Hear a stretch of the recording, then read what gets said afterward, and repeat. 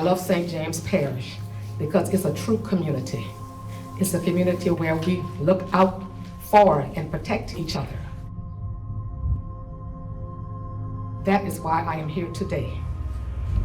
I am called to help protect myself, my friends and family from an impending danger.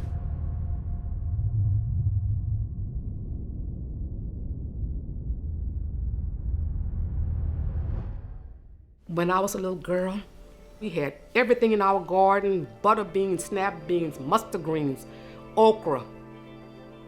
We used to go behind the levee and crawfish. We were never sick until the first plant came when I was in the 8th or the 9th grade. Cancer Alley, the Mississippi River Chemical Corridor, as it's called, is an 85-mile stretch of land that is home to approximately 136 chemical plants and 6 refineries and climbing. For a lot of poor white people, the chemical plants coming was a step up. On the other hand, for African Americans, conditions worsened, with the plants moving closer and closer to where the Black community was. You can't fish in that river anymore. We can't even grow a decent garden anymore. My neighbor on my right side died. The neighbor on my left side died. How many more have to die? The plastics that we use in our everyday life, the chemicals that's used to make those items are being emitted in the air, and we're breathing that.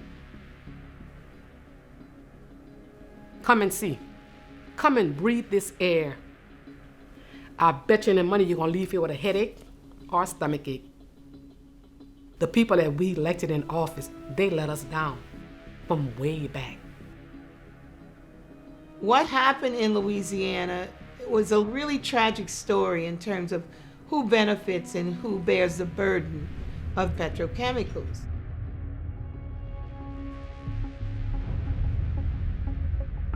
The majority of trash incinerators in the country are located in communities of color and low-income communities because there is a lack of power to push back against them. Baltimore's largest air polluter is its trash incinerator. There's a ton of plastic going there every day, contributing to heart disease, stroke, chronic respiratory diseases, cancers. I've been living here for like 17 years. Okay. I've been encountering a lot of people that's been passing away from cancer. Mm-hmm. My brother just died from cancer. Mm-hmm. My neighbors, a lot of people. The actions of the petrochemical industry were basically allowed because of really racist policies, ingrained policies, and decision making. Everybody has, to some extent, accepted it as normal. This is not normal.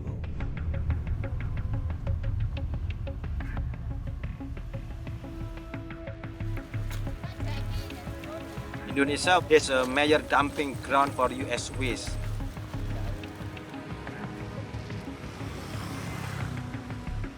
Sampah yang kotor dan tidak dapat didaur ulang dibakar secara terbuka. Pemerintah Amerika Serikat harus bertanggung jawab atas sampah plastik di Indonesia dan negara berkembang lainnya. We're hiding it, we're dumping it in the ocean, we're shipping it overseas, we're putting it into incinerators, we're polluting the planet, and we're using more and more carbon.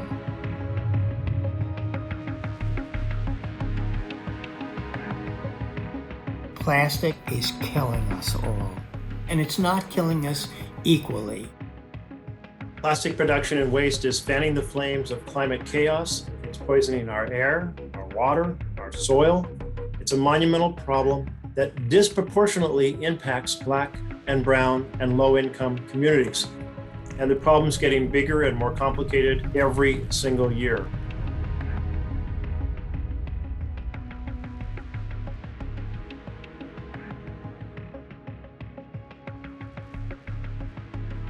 In the next 3 decades, global plastic production is expected to triple. And the people that are making the most money from this are not assuming the responsibility.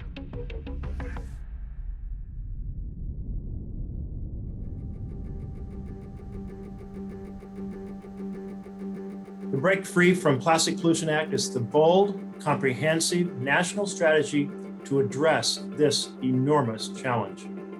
This bill includes a pause on new plastic production facilities. It bans non-recyclable, single-use plastic products. It requires big corporations to take responsibility for the pollution that their plastic creates. We can spur massive investments in domestic recycling and composting infrastructure and create good-paying American jobs. These legislative policies that would move us towards zero waste, that is a critical piece of the justice that we need. I want St. James to be rebuilt. We could sit at the table and find something that can bring in jobs where it's not dealing with so many industrial pollutants.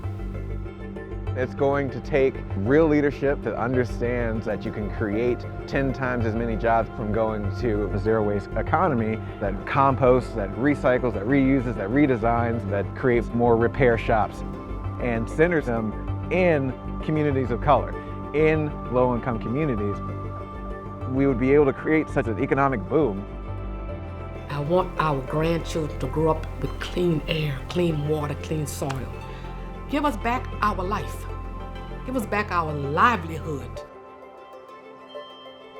We can decide to just hang around with oil and gas and go down with it, or we can wake up and get on board with the future.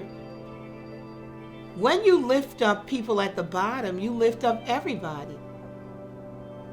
I believe that we are on the road to make really deep changes in our system and to move forward with a new concept of humanity.